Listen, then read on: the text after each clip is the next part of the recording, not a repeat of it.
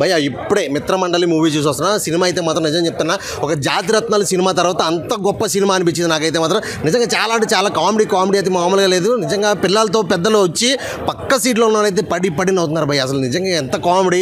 జాతిరత్నాల తర్వాత మళ్ళీ అంత నవ్వుకున్నది ఏదంటే ఇదే సినిమా. ఇంకా అసలు నిజంగా నాకైతే మాత్రం ఫుల్ ఎంజాయ్ చేశాను. అంటే పిల్లలు కానీ ఫ్యామిలీ లేడీస్ అయితే మాత్రం డెఫినెట్గా ఎంజాయ్ చేస్తారు. సో ఖచ్చితంగా థియేటర్కి వచ్చి ఈ సినిమా చూడండి. ఫ్యామిలీతో చూడాల్సిన సినిమా ఇది.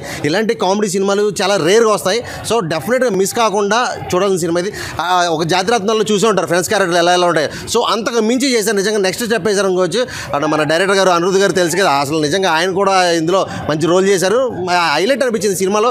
ఒక్కొక్క క్యారెక్టర్ అయితే మాత్రం నెక్స్ట్ లెవెల్ అనిపించింది. లాస్ట్ క్లైమాక్స్ అయితే మాత్రం పీక్స్. సినిమా మాత్రం block buster hit. Full comedy entertainment movie. So ఖచ్చితంగా ఫ్యామిలీతో ప్రతి ఒక్కరు కూడా థియేటర్కి వెళ్ళి చూడండి. ఓటీటీలో చూద్దామని మాత్రం అస్సలు ఎక్స్పెక్ట్ చేయకండి. థియేటర్కి వెళ్ళి చూడండి.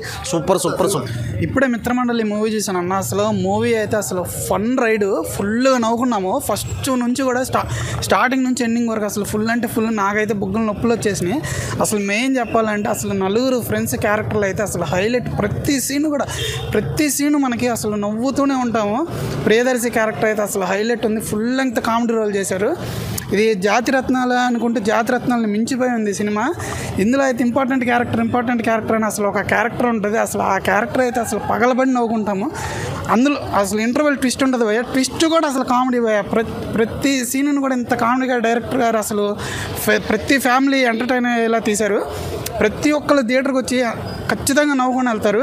ఈ దీపావళికి 4 సినిమాలు రిలీజ్ అవుతున్నాయి. ఖచ్చితంగా ఫస్ట్ ప్లేస్లో బ్లాక్ బస్టర్ అవుతుందని నేను చెప్తున్నాను. ప్రతి ఒక్కరు థియేటర్కి రండి, ఖచ్చితంగా నవ్వుకుంటారు. అలాగే ఇంకా హీరోయిన్ గారు అదే ఫస్ట్ సినిమా అయినా కానీ అసలు చాలా అంటే చాలా బాగా యాక్ట్ చేశారు.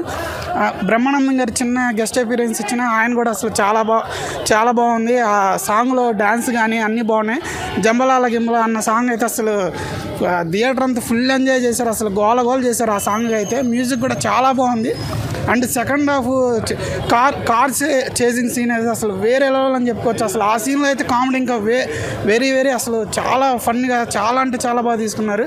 అసలు డైరెక్టర్ గారు అయితే అసలు డైరెక్షన్తో మంచిగా ఎరగదీశారు. దీపావళికి పక్కా బ్లాక్ బస్టర్ బాయ్. అందరూ థియేటర్కి వచ్చి చూడండి. మిత్రమండలి మూవీ బ్రో చాలా బాగుంది. ఎక్సలెంట్గా ఉంది.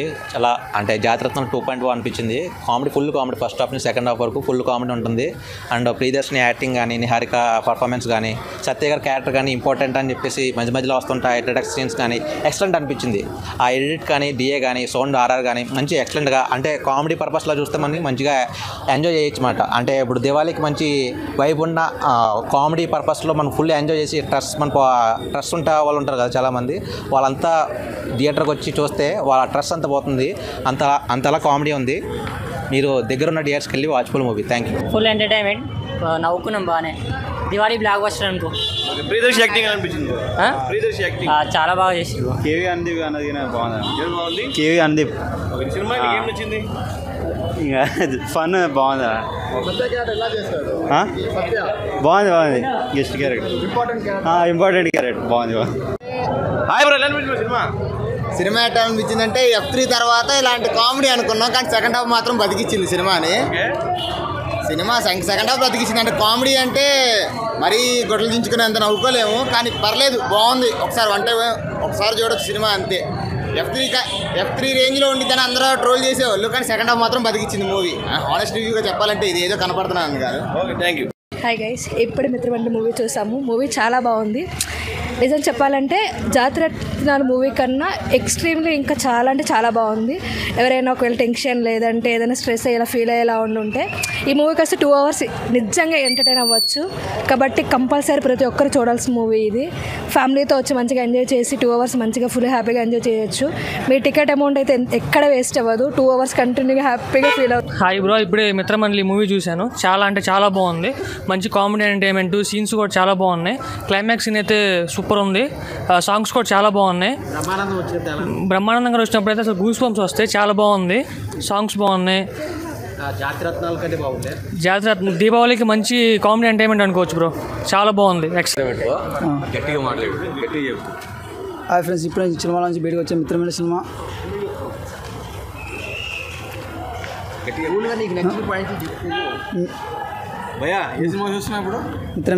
మిత్రమండలి చాలా చాలా చాలా బాగుంది బ్రో. నవ్వి చచ్చిపోతారు. వేరే లెవెల్గా ఉంది బ్రో.